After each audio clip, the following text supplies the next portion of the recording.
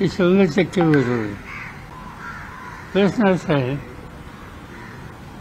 की नीलम गोस्वामी या संबंधीचं भाष्य त्या ठिकाणी करण्याची आवश्यकता नव्हती असं वाटतं.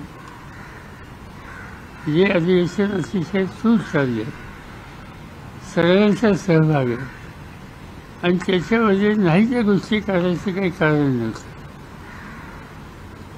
त्यांनी जे सांगितलं काय कुठल्या गाडीचा उल्लेख केला